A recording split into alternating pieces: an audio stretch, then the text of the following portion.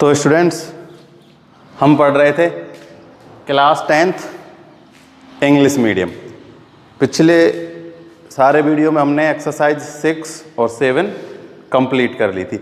आज से हम स्टार्ट करेंगे exercise 8 chapter 8 height and distance.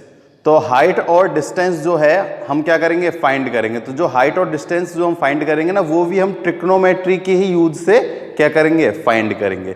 तो इसमें भी हमें जो ट्रिग्नोमेट्रिक रेशियो है यानी साइन टेन कॉस है ना, उन सब का क्या होगा, यूज होगा। साथ साथ में हमें क्या करना है, जो उनकी वैल्यू थी है ना, जो अपन ने 6 में जो टेबल पढ़ी थी ना, 30 की 45 की 60 की 90 की, उनका भी इसमें क्या होगा, यहाँ यूज होगा ना। तो ये उस ट्रिग्नोमेट्री पे ही बेस्ड है, लेकिन हमें इसमें अब क्या फाइंड करना है, हाइट और डिस्टेंस। और हाइट और डिस्टेंस हम एक ट्रायंगल क्या करेंगे, एक ट्रायंगल बनाएंगे, फिर उससे हम इसको सॉल्व करेंगे। तो देखो, सबसे पहले हम इसमें कुछ जो इंपॉर्टेंट डेफिनेशन है वो पढ़ लेते हैं सबसे पहले, उसके बाद हम एक्स चैप्टर स्टार्ट करते हैं। देखो, सबसे पहले जो इंपॉर्टेंट डेफिनेशन है वो सबसे पहली है स्ट्रेट लाइन। क्या है, तो तुम सब जानते हो स्ट्रेट लाइन है ना, ये क्या है, स्ट्रेट लाइन। ठीक, तो जब भी कोई एंगल बनता है ना, तो वो हमेशा किसके साथ बनता है, एक स्ट्रेट लाइन के साथ। क्योंकि जब भी एक राइट एंगल हम ट्रायंगल बनाएंगे तो एक ऐसे स्ट्रेट लाइन होगी और एक ऐसे, यानी एक हॉरिजेंटल और एक वर्टिकल लाइन होगी। तो ये जो लाइन है ये कैसी लाइन है, हॉरिजेंटल लाइन है। हमेशा जो एंगल बनता है ना, वो हॉरिजेंटल लाइन के साथ में बनता है। ठीक है, तो देखो जो स्ट्रेट लाइन है उसके बाद है एंगल ऑफ एलिवेशन। इसमें देखो हम दो टाइप के एंगल पढ़ेंगे। सबसे पहला है एंगल ऑफ एलिवेशन, सेकंड है angle of depression. Angle of depression हर एक क्वेश्चन में इनका यूज होगा, तो इनको हम अच्छे से समझ लेते हैं एक बार।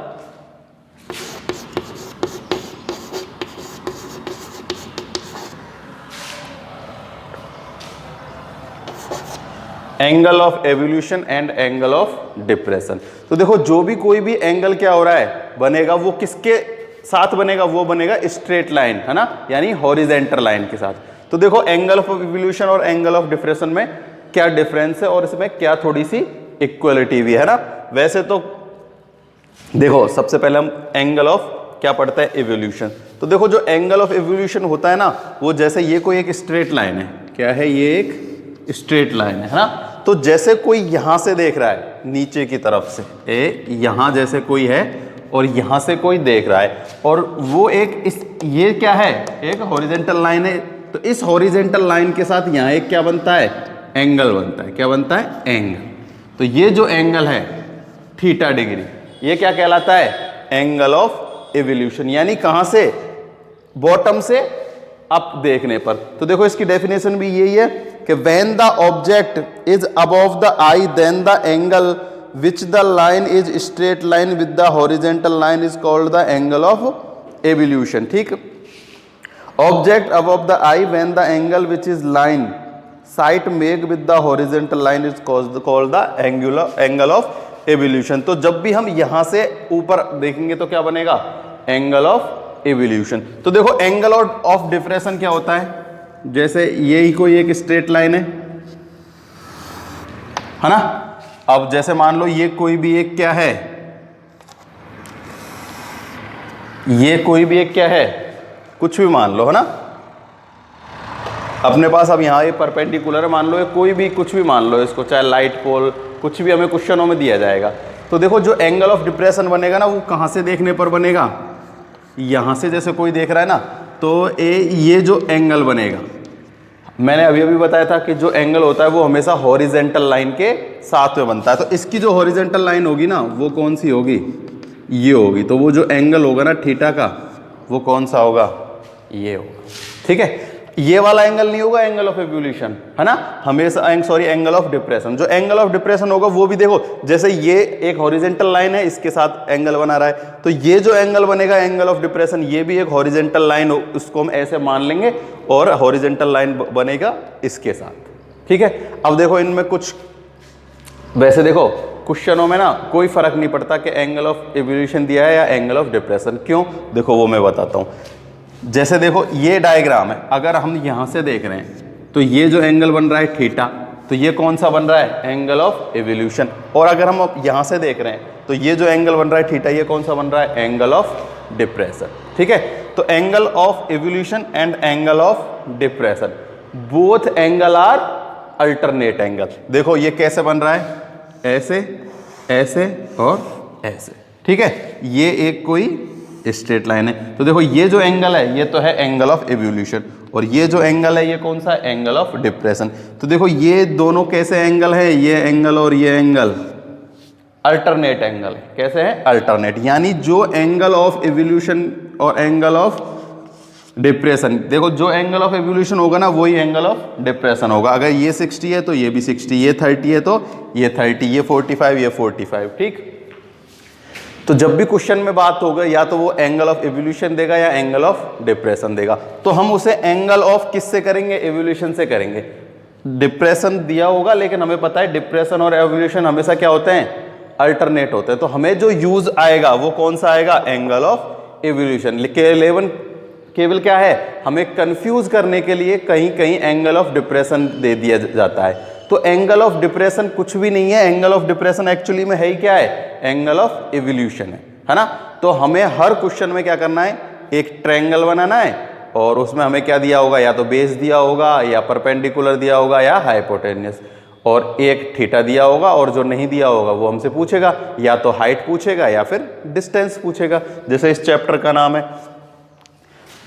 ठीक है, तो angle of evolution and angle of depression both are alternate angle. ठीक है, तो अल्टरनेट होते हैं तो इनकी वैल्यू हमेशा क्या होगी, सेम। तो कंफ्यूज होने की कोई जरूरत नहीं है, एवोल्यूशन दिया हो चाहे डिप्रेशन दिया हो। एवोल्यूशन दिया है तो सिंपल है, डिप्रेशन दिया है तो ऊपर एक ऐसे हॉरिजॉन्टल के साथ बनाएंगे, और जितने डिग्री का एंगल ऑफ डिप्रेशन दिया होगा उतना ही हम एंगल ऑफ एवोल्यूशन बना लेंगे, उतने ही डिग्री का, क्योंकि ये कैसे हो गए, अल्टरनेट एंगल हो गए। कैसे, अल्टरनेट एंगल। जैसे देखो अब ये यहाँ पर एक है, जैसे ये थीटा है, अगर यहाँ से कोई एंगल बन रहा है, एंगल ऑफ डिप्रेशन बन रहा है, तो वो कैसे बनेगा, पहले तो ये हॉरिजॉन्टल के साथ और इसके साथ। ठीक है, तो ये हॉरिजॉन्टल के साथ बनता है हमेशा, जैसे यहाँ ये हॉरिजॉन्टल के साथ बना, तो ये भी कितने का होगा, जितने का एंगल ऑफ एवोल्यूशन होगा। तो angle of depression and angle of elevation are alternate angle, है ना। तो और हमें पता ही है, हमने पढ़ा हुआ है कि alternate angle, value of alternate angle is same, है ना। जितने का एंगल ऑफ एवोल्यूशन होगा उतने का ही एंगल ऑफ डिप्रेशन भी होगा। तो हमें जो यूज आएगा वो कौन सा आएगा, एंगल ऑफ एवोल्यूशन, क्योंकि हम ट्रायंगल बनाएंगे हमेशा ऐसा, और इसी एंगल को थीटा मान के इसी की वैल्यू हम क्या करेंगे, निकालेंगे। तो अब देखो इसमें हमें यूज क्या क्या होगा और हम कैसे क्वेश्चन सॉल्व करेंगे वो देखते हैं। तो देखो इसमें हमें थीटा जो यूज होगा वो कितने कितने डिग्री का यूज होगा, एक होगा 30 डिग्री का, एक होगा 45 डिग्री का, और एक होगा 60 डिग्री का। ठीक, ये ही तीन टाइप के हमें क्या होंगे, थीटा यूज में आएंगे, यानी एंगल यूज में आएंगे। हमें केवल इनकी ही वैल्यू इसमें क्या होंगी, यूज। क्योंकि देखो हमेशा जो अपना ट्रायंगल बनेगा ना वो राइट एंगल ट्रायंगल बनेगा। कैसा बनेगा, राइट एंगल ट्रायंगल। तो एक एंगल तो उसमें 90 डिग्री का होगा, तो जो और एंगल होंगे वो कितने के होंगे, या तो 30 के, या 45 के, या 60 के। ठीक है, तो देखो ये एंगल हमें यूज होंगे। अब देखो हम कैसे कैसे हमें क्वेश्चन आएंगे और कैसे हमें उनको सॉल्व करना है।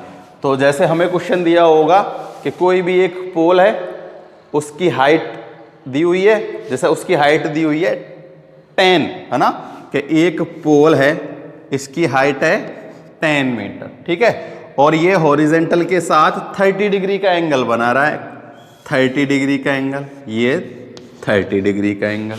ठीक है, तो इसकी क्या बताइए, डिस्टेंस बताइए। है ना, जहां से 30 डिग्री का एंगल बन रहा है और ये कोई एक लाइट पोल है, इसके बीच की क्या निकाली है, डिस्टेंस बिटवीन डिस्टेंस। तो देखो हमें क्या करना है, इसे भी हम उससे ही निकालेंगे।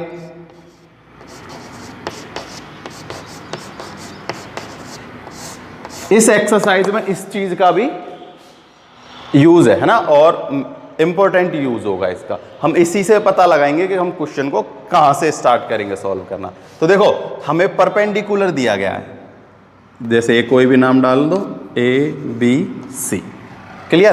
तो देखो हमें क्या गिवन है, परपेंडिकुलर गिवन है, और फाइंड क्या करना है, बेस। क्या फाइंड करना है, बेस। तो हम बेस क्या मानते हैं, एक्स। क्या मान लेते हैं, एक्स। तो देखो tan तो है परपेंडिकुलर और बेस हमें फाइंड करना है। तो हमें ये देखना होगा कि परपेंडिकुलर और बेस कौन से ट्रिग्नोमेट्रिक रेशो में यूज होते हैं। तो देखो इसमें तो होता है परपेंडिकुलर और हाइपोटेनियस, कोई यूजफुल नहीं है ये। बेस अपॉन हाइपोटेनियस, ये भी यूजफुल नहीं है। परपेंडिकुलर अपॉन बेस, तो परपेंडिकुलर अपॉन बेस, तो ये अपने क्या है, यूजफुल है। ठीक है, तो हम इसे किससे करेंगे, तो देखो ये तो होता है साइन थीटा, ये कॉस थीटा, और ये क्या होता है, टेन थीटा। ठीक, तो हम इसे किससे सॉल्व करेंगे, टेन थीटा से। तो देखो tan theta equal to perpendicular upon base. Theta की वैल्यू ये होगी, जो एंगल दिया हुआ होगा ना वो किसकी वैल्यू होगी, थीटा की, है ना। ये थीटा क्या है, एंगल ही तो है। तो अब जैसे ये है 30 degree, tan 30 degree equal to perpendicular की वैल्यू है 10 और बेस हमने क्या लेट किया है, x। ठीक है, अब इसकी वैल्यू पुट कर देंगे, किसकी, tan 30 की। तो देखो tan 30 की वैल्यू क्या होती है, 1/√3। इसमें मोस्टली जो है वो 10 से ही क्वेश्चन सॉल्व होंगे, है ना। मतलब 60 से 70% क्वेश्चन 10 से सॉल्व होंगे, और जो भी क्या होगी tan 30 और tan 60। ठीक है, तो tan और 30 और tan 60 की वैल्यू तो बिल्कुल ऐसे कंठस्थ रिमेंबर हो जानी चाहिए कि वो कभी भूले ही नहीं, है ना। एकदम कंठस्थ लर्न कर लो उसको कि 30 की वैल्यू 1/√3 और 60 की वैल्यू √3। तो 30 की वैल्यू कितनी हो गई, 1/√3 इक्वल टू 10/x। अब क्या करेंगे, यहां से हम इनका क्रॉस मल्टीप्लाई कर लेंगे। क्या मल्टीप्लाई कर लेंगे, क्रॉस मल्टीप्लाई। तो देखो x इक्वल टू कितना आ गया, 10√3, यानी ये जो बेस था अपना कितना आ गया, 10√3। ठीक, अब देखो इनमें कितना डिफरेंट आया, ये तो था 10 और ये कितना हो गया, 10√3, यानी कि √3 ज्यादा हो गया। क्या हुआ, √3 ज्यादा। तो देखो ये भी एक ट्रिक है, शॉर्ट ट्रिक है बिल्कुल, वो मैं अभी 1 मिनट जब एक बार एंगल 60 श्योर करके दिखा देता हूं, फिर ये तुमको क्लियर समझ में आ जाएगा, है ना। कि क्वेश्चन देखते ही तुम उसका क्या निकाल दोगे, आंसर निकाल दोगे। जो छोटे छोटे क्वेश्चन है ना वो, कि इसका आंसर ये होगा।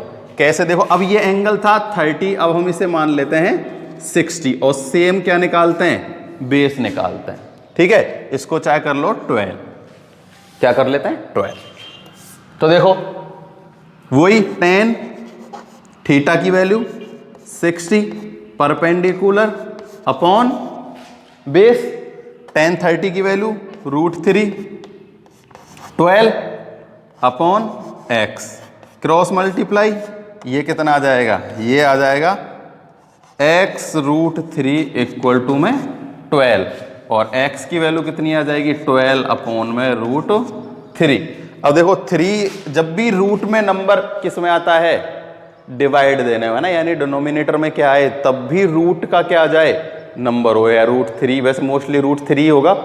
तो √3 का हम क्या करेंगे, न्यूमरेटर और डिनोमिनेटर में मल्टीप्लाई, यहां भी √3 से मल्टीप्लाई कर दो, यहां भी √3 से मल्टीप्लाई कर दो। ये तो हो गया 12√3 अपॉन में कितना है, √3 3, इसको इससे काट देते हैं 4√3। देखो ये तो है फाइनल सॉल्यूशन। वैसे अपने पास आया क्या था, 12√3। जब ये 30 डिग्री था, कितने डिग्री था, 30 डिग्री, तब तो √3 क्या हो गया था, बेस अधिक हो गया था। जैसे ही √60 आया तो क्या हो गया, जैसे पहले जितना था ना उसमें कितने का डिवाइड चला जाएगा, √3 का। अब देखो इसे बिल्कुल सिंपल तरीके से बताता हूं एक बार और।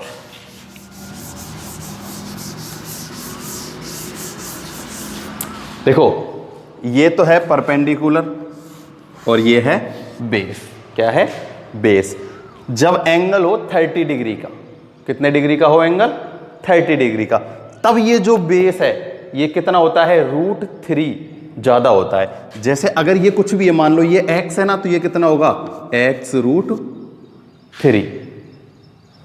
ये फिक्स है क्योंकि अभी अभी हमने किया, ये 10 था तो ये कितना आया? 10√3। क्योंकि जो 30 की वैल्यू होती है वो कितनी होती है? 1/√3। तो ये जो √3 होता है ना, ये अपर वाले पार्ट से ना क्या हो जाता है? मल्टीप्लाई हो जाता है। क्या हो जाता है? मल्टीप्लाई, है ना। तो ये जितना होगा ना, ये क्या होगा 30 डिग्री के एंगल में? उतना ज्यादा, क्योंकि जो 30 डिग्री का एंगल होता है ना वो ऐसा होगा। तो 30 डिग्री की में हमेशा जो बेस होता है ना वो परपेंडिकुलर से क्या होता है? ग्रेटर होता है। क्या होता है? ग्रेटर। देखो जब एंगल कितने का होता है? 30 डिग्री का, तो बेस हमेशा क्या होता है? परपेंडिकुलर से बड़ा होता है। और कितना बड़ा होता है? √3। कितना ग्रेटर होता है? √3 ग्रेटर होता है, क्योंकि ये परपेंडिकुलर और बेस हमेशा 10 से सॉल्व करेंगे तो 10 30 और 10 60। जब 60 की वैल्यू √3 होती है, जब √3 होगी, जब थीटा कितने का हो जाएगा? 60 डिग्री का हो जाएगा। जब परपेंडिकुलर बड़ा हो जाएगा किससे? बेस से। और कितना होगा? √3। ठीक है, तो ये हम क्वेश्चनों में सॉल्व करेंगे फटाफट। अब देखते हैं एंगल 45 के लिए। तो देखो जब एंगल होता है ना 45 का, कितने का? 45 का, तो परपेंडिकुलर और बेस दोनों कैसे होते हैं? इक्वल होते हैं। देखो जैसे मान लो ये है कितने का? 12 का मान लेते हैं। एंगल 45 का और बेस निकालना है। क्या निकालना है? बेस निकालना है। तो देखो tan 45 equal to perpendicular upon में बेस, इसकी वैल्यू होती है 1, 12 अपॉन में x, तो क्या करेंगे? क्रॉस मल्टीप्लाई करेंगे तो x इक्वल टू 12 आ गया। कितना आ गया? 12। तो जितना परपेंडिकुलर था उतना ही क्या आ गया? बेस आ गया। क्या आ गया? बेस। ठीक है, तो परपेंडिकुलर अपॉन बेस, जब 45 डिग्री का क्या होता है? एंगल होता है ना, तो हमेशा परपेंडिकुलर और बेस कैसे होते हैं? इक्वल। ठीक है, तो तुम्हें याद जो रखना है अब इस चीज में सब में से, तो वो क्या है? ये है कि जब 30 डिग्री का एंगल होता है तो क्या होता है? बेस परपेंडिकुलर से क्या होता है? ग्रेटर होता है। कितना? √3। मल्टीप्लाई क्या कर दें? √3 का। ये 10 है तो 10 √3, ये 20 तो 20 √3। और जब 60 की वैल्यू, जब 10 60 हो, तो जो परपेंडिकुलर है वो क्या होता है? बड़ा होता है। किससे? बेस से। कितना? √3 ही। और 10 45 के में परपेंडिकुलर और बेस क्या होते हैं? सेम। हम परपेंडिकुलर और किसकी बात कर रहे हैं? केवल बेस की बात कर रहे हैं, हाइपोटेन्यूस की बात नहीं कर रहे हैं इसमें, है ना। तो हाइपोटेन्यूस हम जब क्वेश्चन करेंगे तब करेंगे। ज्यादा यूज हमें क्या होगा? परपेंडिकुलर और बेस।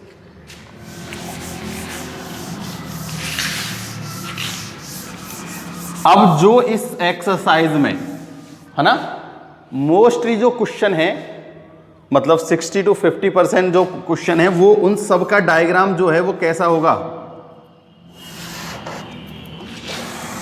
ऐसा होगा मोस्टली का। जैसे ये ABCD। ठीक, एंगल मोस्टली हमें ये 30 डिग्री और ये 60 डिग्री। ठीक, अब इसी में क्या होगा? वो क्वेश्चन चेंज करता रहेगा। कैसे? जैसे किसी में हमको इसकी वैल्यू दे दी, इसकी वैल्यू फाइंड करवा रहा है। किसी में हमें इसकी वैल्यू दे दी, इसकी वैल्यू फाइंड करवा रहा है ना।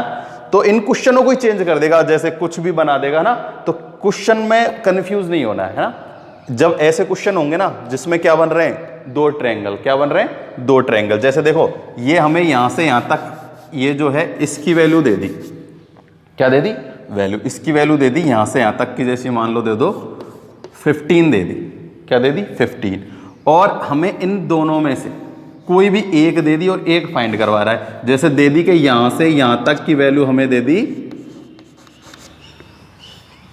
10 मीटर। कितनी? 10। और अब ये B से और C तक की यहां की वैल्यू फाउंड करो, तो इसको हम क्या मान लेंगे? X। क्या मान लेंगे? X। तो देखो परपेंडिकुलर और बेस की बात हो रही है तो परपेंडिकुलर और बेस से ही करेंगे। तो 10, देखो 10, पहले ये वाला ट्रायंगल लेंगे। कौन सा? ABC। Triangle ABC। 10 60 equal to में 15 अपॉन X। तो tan 60 1/√3 अपॉन ये कितना हो जाएगा 15/x। तो देखो x इक्वल्स टू कितना आ गया 15√3। मैंने बताया था जब भी 60 डिग्री का एंगल होता है तो क्या होता है, इससे कितना होता है √3। अब देखो अगर हमें इसकी वैल्यू दी हुई होती, किसकी, इसकी, कितनी 15√3, और हमें इसकी वैल्यू फाइंड करवाता कि इसकी वैल्यू फाउंड करो, तो देखो ये तो अपने पास है ही, उसकी वैल्यू हम कैसे निकालते। अब हमें ये कंप्लीट ट्रायंगल लेना पड़ता ABD, क्योंकि जब भी हम ट्रायंगल लेते हैं ना तो उसमें एक 90 डिग्री का एंगल होना कंपलसरी है ना, 90 डिग्री के एंगल से ही सॉल्व होते हैं ये। तो देखो इसको भी हम कैसे करेंगे, tan, अब 30 डिग्री से सॉल्व कर रहे हैं तो यहाँ 30 डिग्री लेंगे, परपेंडिकुलर अपॉन बेस। अब देखो बेस अपने पास क्या है, बेस x नहीं है, बेस यहां से और यहां तक है, यानी 15√3 प्लस में x, क्या है 15√3 प्लस में x। इसकी वैल्यू कितनी है, इसकी वैल्यू है 1/√3, ये हो जाएगा 15/15√3 प्लस x। क्या कर देंगे, क्रॉस मल्टीप्लाई कर देंगे। देखो ये तो हो जाएगा कितना 15√3 equal to 15√3 plus x। x की वैल्यू निकालेंगे तो हम इसको इधर भेज देंगे तो माइनस हो जाएगा, तो √3 क्या ले लेंगे, कॉमन ले लेंगे। क्या ले लेंगे, कॉमन ले लेंगे। देखो तो इसकी जो वैल्यू आएगी ना वो कितनी आएगी, √3, कितनी आएगी √3। देखो √3 कॉमन, 15 माइनस 15, ये तो हो गया 0, तो x की वैल्यू कितनी आ गई √3। देखो इसकी वैल्यू कितनी आ गई √3। और मैंने कहा था जब एंगल कितने का होता है 30 का होता है तो इसकी वैल्यू कितनी अधिक होती है 30 की, √3, ठीक है। तो 60 की रूट, अपन ने इसमें गड़बड़ कर दी होगी पहले, तो कोई नहीं, ये जब भी क्वेश्चन आएंगे हम उसमें इनको सॉल्व कर लेंगे। तो सारे जो मोस्टली जो है ना वो ऐसा डायग्राम बनेगा, बस ये देखना तो मोस्टली इसमें जो डायग्राम बनाना है ना वो इम्पोर्टेंट है ना। तो हर एक क्वेश्चन को समझना सबसे ज़्यादा इंपॉर्टेंट है। अगर तुमने क्वेश्चन समझ लिया, डायग्राम बना लिया ना, तो तुम उसे इजीली सॉल्व कर लोगे। तो देखो स्टार्ट करते हैं हम एग्जाम्पल से। किससे, एग्जाम्पल। देखो जो फर्स्ट एग्जाम्पल है ना, तो एग्जाम्पल तुम्हारे पास आपके पास बुक होगी उससे पढ़ लेना ना, क्योंकि मैं एग्जाम्पल लिखने लगूंगा तो काफ़ी टाइम हो जाएगी अगर क्वेश्चन लिखूंगा कंप्लीट, क्योंकि बड़े बड़े क्वेश्चन है इसमें, ठीक है। तो देखो जो पहला है एग्जाम्पल वो है कि the angle of evolution of A top of a tower from A point. देखो सबसे पहले हमें जब भी क्वेश्चन पढ़ा है ना तो हमें क्या बनाना है, डायग्राम। तो सबसे पहले क्या कर लेना, एक परपेंडिकुलर तो बना ही लेना। क्या बना लेना, एक परपेंडिकुलर। तो सबसे पहले हमने एक परपेंडिकुलर बना लिया, ठीक है। अब ये और फिर एक क्या बना लेना है, बेस। क्या बना लेना है, बेस। और फिर इसको यहां से ऐसे। मोस्टली जो सिंपल डायग्राम बनेंगे वो सारे ऐसे बनेंगे। अब इसमें हमें क्या देखना है, परपेंडिकुलर देख की वैल्यू दी हुई है तो परपेंडिकुलर की वैल्यू पुट कर दो, बेस की दी हुई है तो बेस की, और जो एंगल दिया है वो एंगल। तो देखो ये कह रहा है कि the angle of evolution of the top of the tower from A point on the ground which is 10√3 away from the foot the tower is 60 degree, find the height of the tower. तो देखो वो क्या कह रहा है कि एक tower है, ठीक है, तो उसके जो फुट है वहां से कितनी डिस्टेंस पर, 10√3 डिस्टेंस पर जो एक पॉइंट है वहां से 60 डिग्री का एंगल बन रहा है। कितने का, 60 डिग्री का। तो देखो ये जो है बेस, ये कितना है 10√3, और ये दिया गया है 60 डिग्री। कितने का दिया है, 60। तो हमें क्या करना है, ये फाइंड करना है, h हाइट फाइंड करनी है। तो इसको कुछ भी मान लो, a b और c। तो देखो मैंने अभी भी बताया है जब भी परपेंडिकुलर और किसकी बात हो, बेस की बात हो, किसकी बात हो, परपेंडिकुलर और बेस की, तो हमेशा हम इसे करेंगे tan थीटा से, ठीक है ना। इसमें कंफ्यूज नहीं होना है कि साइन से करना है, कॉस से कि tan से। ये हमें क्या दिया गया है और क्या हमसे सॉल्व करवाया है ना, जो हमें में गिवन वैल्यू है और जो हमसे क्या किया, फाउंड करवाया, उससे हम क्या करेंगे, पता लगाएंगे कि हमें साइन से करना है, कॉस से करना है या टेन से। जब भी परपेंडिकुलर और बेस की बात होगी तो हम किससे करेंगे, टेन थीटा से। किससे करेंगे, टेन थीटा से। देखो 60 डिग्री का एंगल है, मैंने अभी अभी बताया, जब भी 60 डिग्री का एंगल होता है तो ये जो बेस है ना उससे क्या होता है, परपेंडिकुलर ग्रेटर होता है, कितना, √3। यानी इसमें √3 का गुना कर देंगे ना तो क्या आ जाएगा, परपेंडिकुलर आ जाएगा, है ना। ये तो शॉर्ट है, लेकिन हम इसे सॉल्व कैसे करेंगे, देखो ये है अपना एग्जाम्पल फर्स्ट, ठीक। सॉल्व कैसे करेंगे, टेन थीटा इक्वल टू में perpendicular upon base, perpendicular upon base. या फिर तुम क्या लिख सकते हो, यहां परपेंडिकुलर क्या है, AB अपॉन BC, कैसे ही लिख सकते हो। अब वैल्यू रख देनी है, थीटा की वैल्यू कितनी है, 60 डिग्री। परपेंडिकुलर हमने क्या लिया है, H, और BC अपने पास कितना है, tan√3। तो value of tan 60 is √3, H upon tan√3। क्या होगा, cross multiply, H equals to में कितना आएगा, tan√3 इंटू √3, √3 इंटू √3 हो जाएगा कितना, 3। तो tan इंटू 3 इक्वल्स टू में 30 मीटर। देखो मैंने पहले ही कहा था ये कितना अधिक होता है, ये कितना होगा, इससे √3 ग्रेटर होगा। तो जब हम इसमें √3 का मल्टीप्लाई करेंगे तो √3 3 इंटू 10 30 हो जाएगा। कितना हो जाएगा, 30 हो जाएगा। अगर ये 10 होता, केवल कितना होता, 10, तो ये कितना हो जाता, tan√3 हो जाता। जब ये tan√3 है तो इसमें एक √3 का और मल्टीप्लाई कर देंगे तो अपना क्या आ जाएगा, हाइट आ जाएगी। क्या आ जाएगी, हाइट आ जाएगी। तो सिंपल है ना, कंफ्यूज नहीं होना है बिल्कुल भी, है ना। बड़े आराम से वीडियो देखनी है, पोज कर करके, है ना। जो मैं एक बार क्वेश्चन सॉल्व कर देता हूं उसे फिर एक बार दोबारा भी सॉल्व करके देखा करो। सबसे पहले ये देखना है कि क्वेश्चन में हमें गिवन क्या है और हमसे फाइंड क्या करवा रहा है। तो जैसे इसमें गिवन हमें क्या था, बेस था, परपेंडिकुलर फाइंड करवा रहा है, एंगल दिया गया है थीटा। तो एंगल हमने कितना लिया, 30 डिग्री, परपेंडिकुलर अपॉन बेस 10 में होता है, 10 किया, perpendicular upon base, cross multiply and solve. Question ये था एग्जांपल फर्स्ट।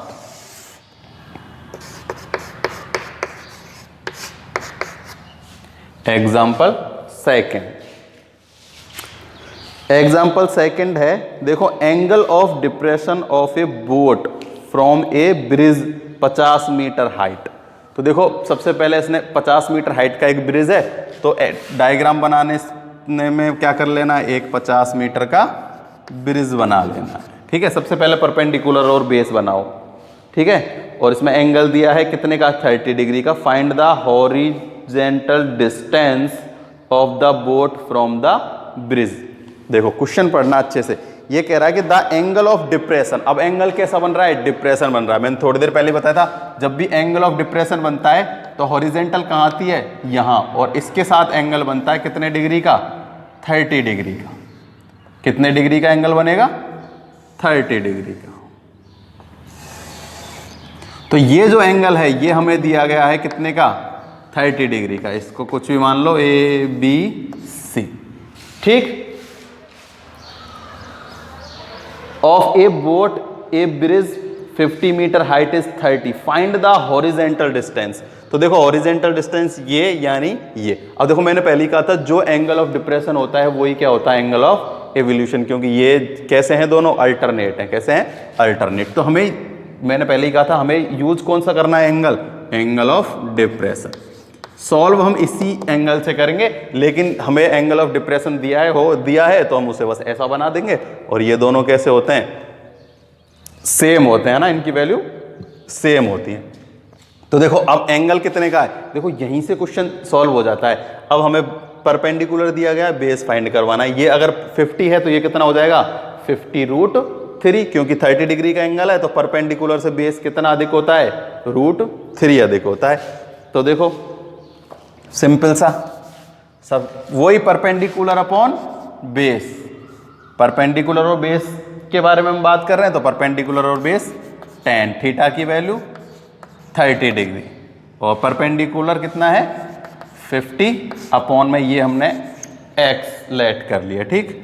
tan 30 की वैल्यू 1/√3, 50/x, तो x इज 50√3।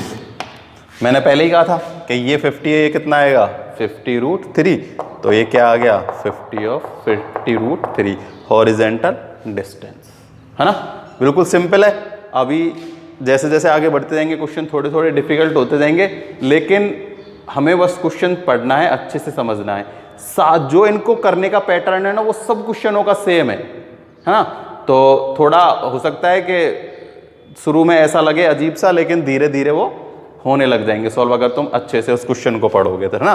क्वेश्चन पढ़ना और डायग्राम बनाना इस एक्सरसाइज में मोस्ट इंपॉर्टेंट चीज हैं दोनों।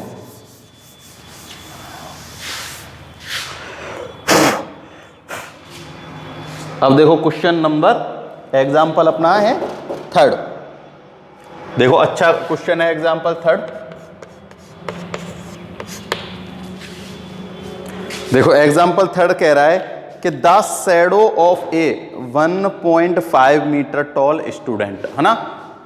एक स्टूडेंट है, क्या है स्टूडेंट, उसकी शैडो दी हुई है। शैडो हमेशा कहाँ बनती है, जमीन में, यानी बेस में, यानी हॉरिजेंटली बनती है। तो ये दी हुई है हमें कितनी 1.5 मीटर, कितनी गिवन है 1.5 मीटर।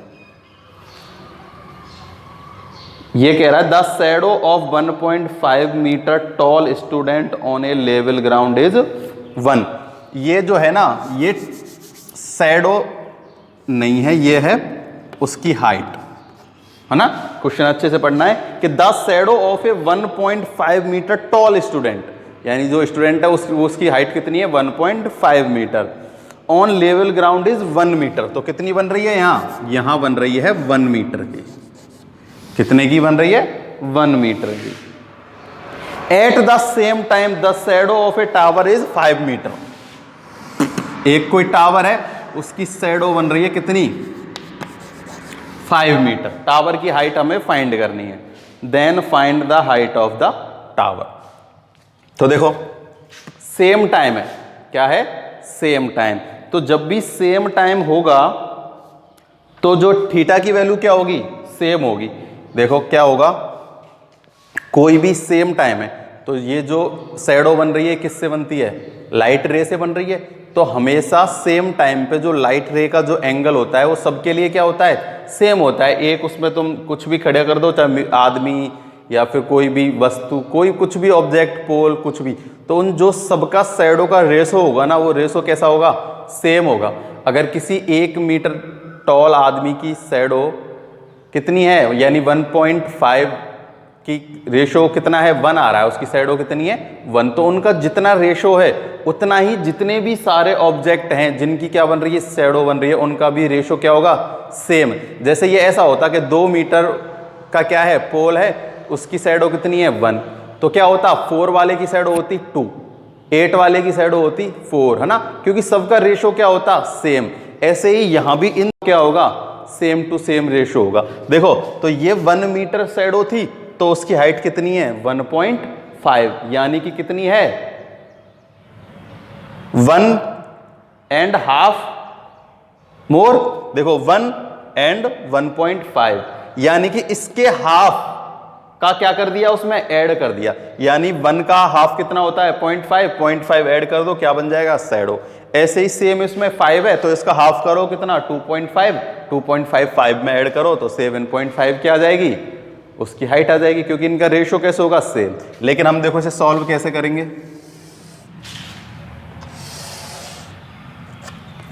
एंगल कितने का है भाई, सेम टाइम है तो एंगल दोनों हम लेट कर लेते हैं थीटा। ठीक, सबसे पहले हम ये सॉल्व करते हैं। तो देखो tan theta equal to perpendicular upon base, कितना आ गया 1.5 अपॉन 1, तो इसमें 1 से डिवाइड देंगे तो कितना आएगा इतना ही आएगा।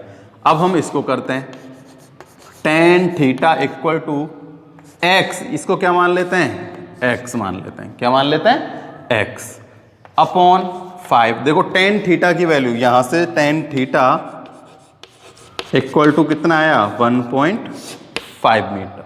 अब क्या कर देते हैं यहां पुट कर देते हैं, put the value of tan theta. तो tan theta is 1.5 equal to में x/5 क्रॉस मल्टीप्लाई करेंगे तो x equal to 5 into 1.5 equal to 7.5। कितना आ गया? 7.5। ये हमें सॉल्व तो इसी तरीके से करना है, लेकिन देखो हमें आंसर तो वैसे ही पता चल जाएगा कि जब ये 1 था तो ये 1.5, तो ये 5 है तो ये कितना होगा? 7.5। क्योंकि देखो 1 का हाफ इसमें ऐड हुआ है तो इसमें भी 5 के हाफ इसमें ऐड हो जाएगा, क्योंकि इनका रेशो कितना होगा? सेम। देखो ये भी इससे कितना गुना ज्यादा है? कितना है? 3/2 यानी 1.5 है ना, क्योंकि देखो इसका 1.5 गुना ये है, ऐसे ही ये इसका कितना है? 1.5 गुना है। एक का 1.5 गुना 1.5, ऐसे ही 5 का 1.5 गुना 7.5 है ना, यानी 1.5 मल्टीपल्स मोर है वो। ठीक है, तो अब क्या हो गया? ये हो गया सॉल्व। कितना आ गया? 7.5। ठीक, करना कैसे? एक बार इसमें tan थीटा, एक बार इसमें tan theta, perpendicular upon base, perpendicular x मान लिया, बेस मान लिया। tan थीटा की वैल्यू 1.5 आ गई। अब इस tan थीटा की जगह हम 1.5 पुट कर देते हैं और सॉल्व कर देते हैं। तो ये हो गया अपना height of the tower is 7.5 metre. कुछ एग्जाम्पल नंबर 3।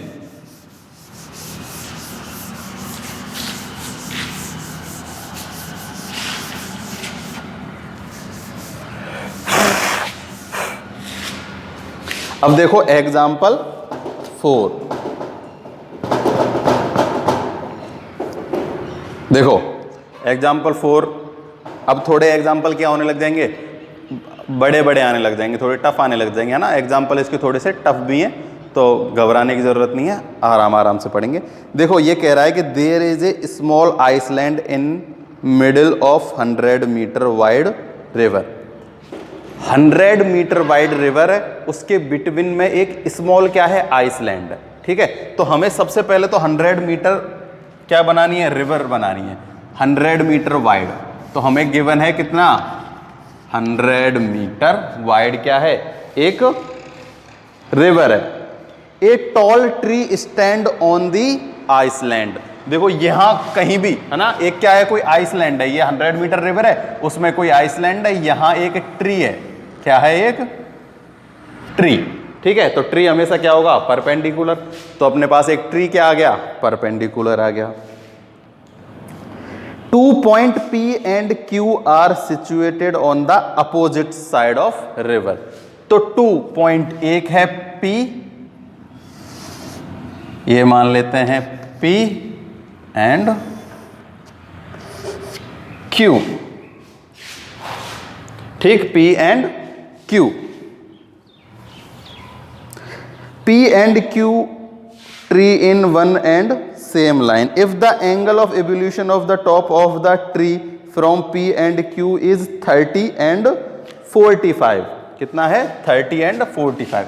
देखो P से जो एंगल बन रहा है वो कितना बन रहा है? 30, और इससे बन रहा है 45। तो इसको कुछ भी मान ले, P Q, इसको मान लेते हैं R, इसको मान लेते हैं S। ठीक है, तो अब हमें फाइंड क्या करना है? Find the height of the tree. देखो क्वेश्चन है कि एक 100 मीटर वाइड रिवर है, उसके बिटवीन में क्या है? एक आइसलैंड है, कोई भी एक मतलब खाली जगह है, उस पर एक क्या है? ट्री है। क्या है? ट्री। तो जो ट्री है ना, उसके एक साइड में एंगल बना रहा है 30 डिग्री का, और दूसरी साइड में एंगल बना रहा है 45 डिग्री का। क्लियर? तो हमें क्या करना है? उस ट्री को फाइंड करना है। तो देखो 2 ट्रायंगल बन रहे हैं। क्या बन रहे हैं? 2 ट्रायंगल। तो सबसे पहले एक ट्रायंगल सॉल्व करेंगे, फिर दूसरा ट्रायंगल सॉल्व करेंगे, फिर उन दोनों का जो सॉल्यूशन आया उन दोनों को क्या कर देंगे? मिक्स कर देंगे। मोस्टली क्वेश्चनों में यही होता है ना, सेम टू सेम। हमें हर क्वेश्चन में ऐसे ही 2 ट्रायंगल बनेंगे। अब जैसे जैसे आगे जाते जाएंगे, और दोनों ट्रायंगलों में हमें दोनों ट्रायंगलों को अलग अलग सॉल्व करके उनकी वैल्यू को एक दूसरे में पुट कर देना है। अब देखो हमें क्या फाइंड करना है? ये तो देखो हमें पास 100 मीटर है, कहां से? यहां से यहां तक। ये कंप्लीट 100 मीटर है। क्या है? कंप्लीट 100 मीटर है। तो देखो हम क्या करते हैं, किसी भी कुछ मतलब इनको अलग अलग कर लेते हैं। जैसे देखो इसको हम क्या मान लेते हैं? हाइट। के लेट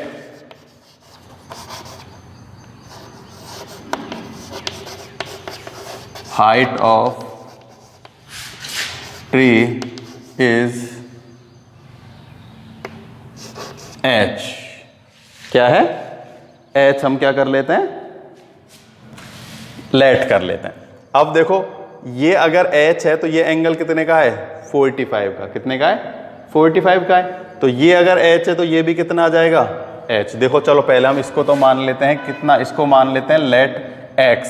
तो ये कितना होगा यहां से यहां तक, 100 माइनस एक्स, 100 माइनस एक्स। होगा नहीं होगा, इधर देखो ये एक पूरी लाइन है कितने की, 100 की। कितने की है, 100 की। अब यहां से यहां तक की वैल्यू तो हमने x मान ली, तो ये यहां से यहां तक की वैल्यू क्या होगी, 100 माइनस एक्स ही होगा, है। जैसे मान लो यहां x क्या होता, 20 होता, कि भाई इसको यहां से यहां तक कितना होगा, 20। तो ये कितना होता, 100 माइनस 20 इक्वल टू में 80। ऐसे ही तो होता। अब हमने इसको यहां क्या लिया है, x, तो ये हो जाएगा 100 माइनस एक्स। क्या होगा, 100 माइनस एक्स। ठीक। तो देखो सबसे पहले यही लेते हैं, ट्रायंगल नाम लिख देते हैं एस आर क्यू या फिर एस क्यू आर। ये ट्रायंगल लिया, यहां थीटा की value 45, value of theta is 45 equal perpendicular upon base. तो ये परपेंडिकुलर हम h अपॉन x। तो देखो ये इसकी वैल्यू 1 h अपॉन x। तो h इक्वल टू क्या आ गया, x आ गया। h equal to x find कर लिया। तो देखो मैंने पहले ही कहा था जब एंगल कितने का होता है, 45 का, तो जितना वैल्यू ये है उतनी ही वैल्यू ये होगी। तो हमने इसको h फाइंड किया, तो ये भी कितना आ गया, h। तो ये हो गई अपनी इक्वेशन फर्स्ट। एक ट्रायंगल सॉल्व हो गया। अब दूसरा ट्रायंगल सॉल्व कर दो। दूसरा ट्रायंगल अपने पास कौन सा है, S P R. Triangle S P R. ठीक। तो देखो इसमें एंगल कितने का है, 30 डिग्री का है। tan 30 equal to perpendicular upon base. तो परपेंडिकुलर अपने पास है h और बेस अपने पास है 100 माइनस एक्स। tan 30 की वैल्यू होती है 1 अपॉन √3 एंड ये हो गया x। क्रॉस मल्टीप्लाई कर देते हैं, क्रॉस मल्टीप्लाई, तो ये कितना आ जाएगा, h√3 इक्वल 100 माइनस एक्स। कितना आ गया, 100 माइनस एक्स। अब देखो हमें निकालना क्या है, h की वैल्यू फाइंड करनी है। किसकी वैल्यू फाइंड करनी है, h की।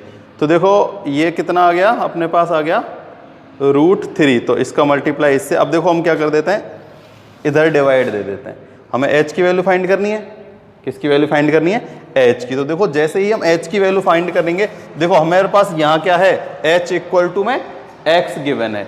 क्या गिवन है, h इक्वल टू x। तो हम क्या करते हैं, x इक्वल टू में क्या है, h। तो इस h की जगह क्या कर देते हैं, x पुट कर देते हैं। क्या कर देते हैं, पुट। तो हम देखो इसको क्या कर देते हैं, put the value of x। h की वैल्यू क्या है, x।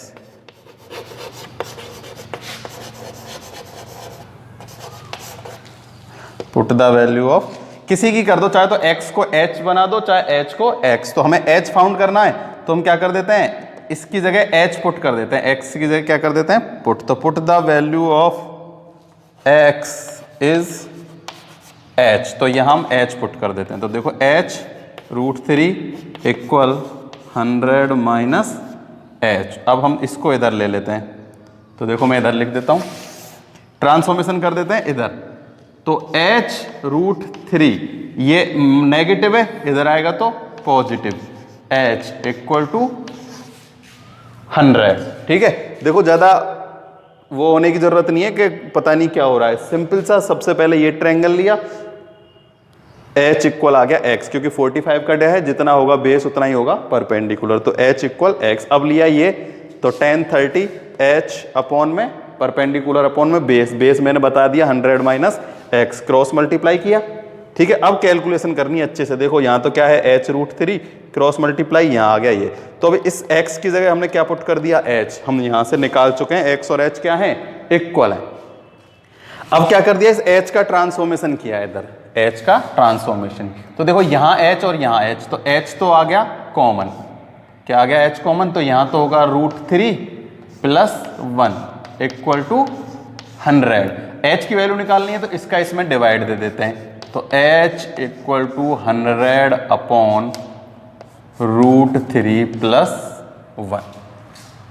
क्या कर दिया हमने, √3 + 1 कर दिया। तो देखो मैंने पहले ही बताया था, जब भी जो है क्या डिनोमिनेटर है उसमें क्या आए, √3 मतलब रूट आ जाए डिनोमिनेटर में, तब हमें क्या कर देना चाहिए, रेशलाइजेशन कर देना चाहिए।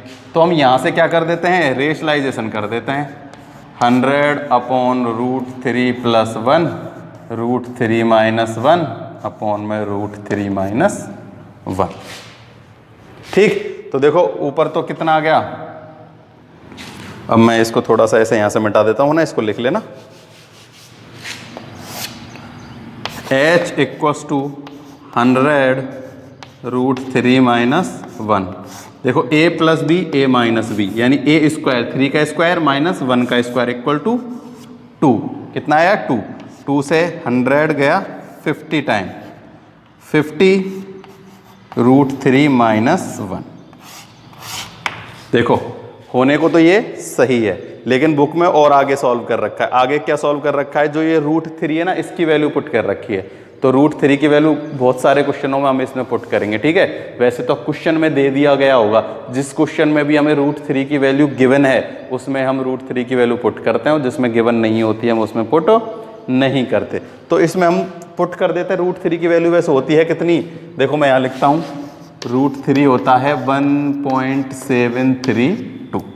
ये तुम्हें इसमें लर्न करनी है अच्छे से, है ना, सिंपल है, पढ़ रखी है तुमने। तो हमें कई जगह हमें क्या करनी है, इसकी वैल्यू पुट करनी है। तो देखो जब √3 की वैल्यू पुट करेंगे ना 1.732, उसमें से -1 करेंगे तो केवल कितना बचेगा, 732 पॉइंट का।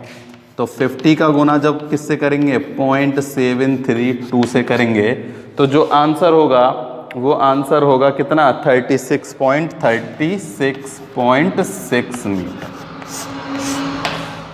ये आ गया आंसर। कुछ नहीं किया, √3 की वैल्यू पुट की है। क्या की है मैंने, √3 की वैल्यू इसमें क्या कर दी, पुट कर दी, ठीक है। तो √3 की जैसे ही वैल्यू पुट हुई, क्या हो गया, ये यहाँ से कितना बन गया 1.732, और उसमें से जब 1 माइनस गया तो 0.732 इक्वल टू में कितना आ गया 36.6 मीटर। तो ये हो गया अपना एग्जाम्पल नंबर 4, ठीक है। तो क्या किया, सबसे पहले 2 ट्रायंगल हो रहेंगे अपने पास, है ना। मोस्टली क्वेश्चनों में आगे जैसे जैसे पढ़ेंगे 2 ही ट्रायंगल यूज होंगे। तो एक ट्रायंगल ये, एक ट्रायंगल ये। सबसे पहले ये ट्रायंगल लिया tan 45 से, तो x इक्वल टू में h। दूसरा ट्रायंगल लिया tan 30 h upon 100 minus x। ये जरूर याद रखना है, ये कंप्लीट 100 की है, ये x की है, तो ये कितने की हो जाएगी 100 माइनस x। क्रॉस मल्टीप्लाई किया, यहाँ x की वैल्यू पुट कर दी क्या, h, तो यहाँ h पुट कर दिया, यहाँ भी कितना है h √3 है। इस h को इधर लेके आएंगे तो किस में आएगा, नेगेटिव था, पॉजिटिव आया, यहाँ से h कॉमन ले लिया। क्या ले लिया, h कॉमन, √3 + 1 100। तो h निकालने के लिए इसमें क्या दिया, डिवाइड दे दिया √3 + 1 का।